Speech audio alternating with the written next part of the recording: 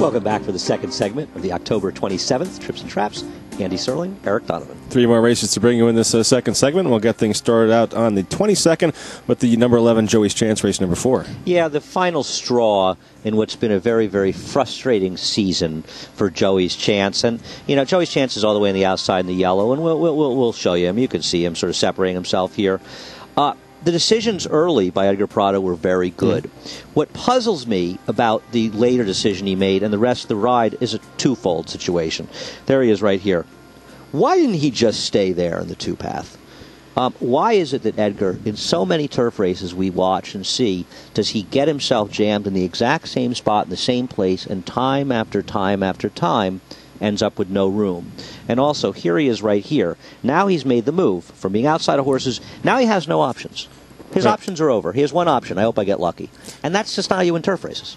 Yeah, I agree. I mean, if he stays out in the two-path there, he gives himself a little bit more of an option there to go outside. But now he's kind of committed to the inside. And here, and as you said early on, he does some good stuff getting them over from an outside post. But down in here, you're married to the rail now, especially with the horse to your outside there, and you got to get lucky at this point. Yeah, and he's done this on Joey's Chance before, and he was lost a victory early in the season because of getting jammed up inside when he was put into a hole by Victor Santiago. And at this point, he's behind Key Victory, who's backing up. And you can see, I mean, he's sort of half-hearted sort of going, but the other horse may be backing up in his face. Now, we're going to watch the head-on a little bit of this race, and it's a little bit confusing.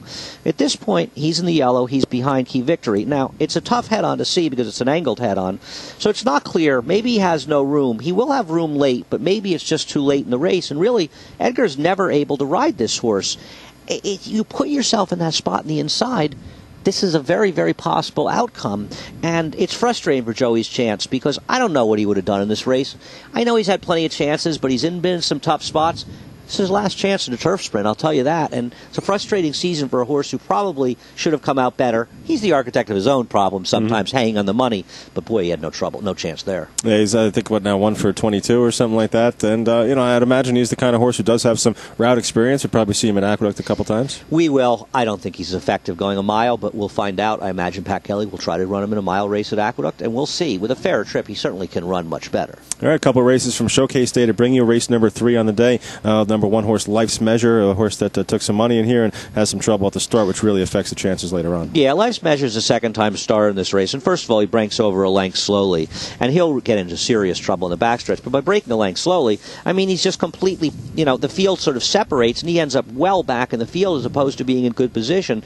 This horse, the favorite, is the one who runs second, and here gets run down by, I think, the horse finishing third. Now, we're showed here, keep your eye on him because he's going to stumble and almost go down, actually. There he is, right there.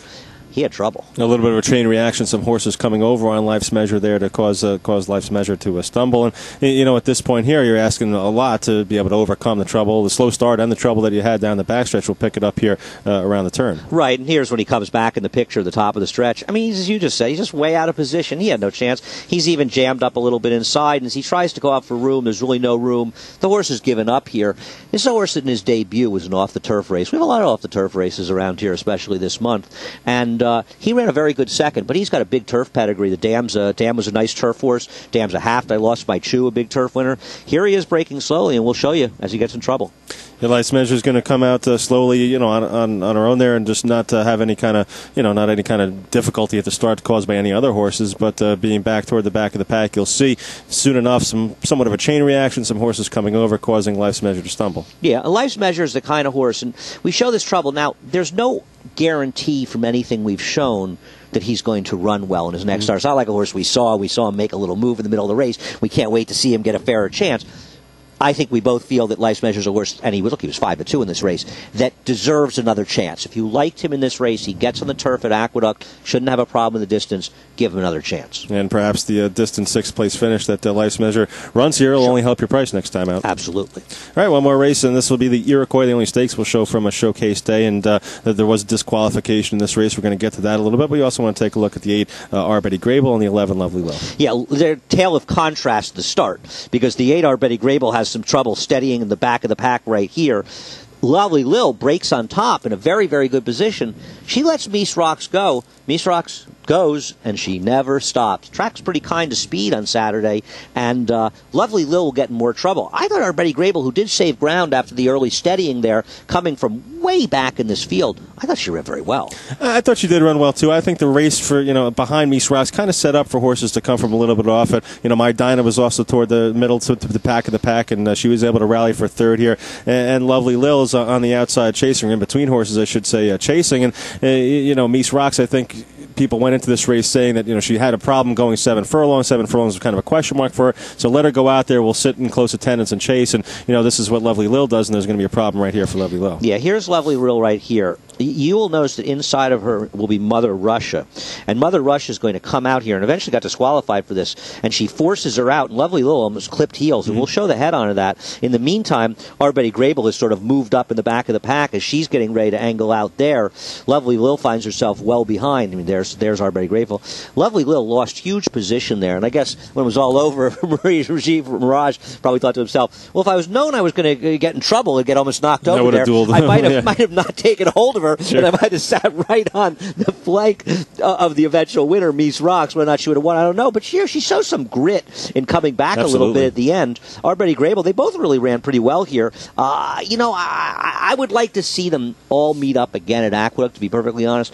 Mies Rocks has held her form very well, and I'm not knocking her in any way. There's no reason to knock her.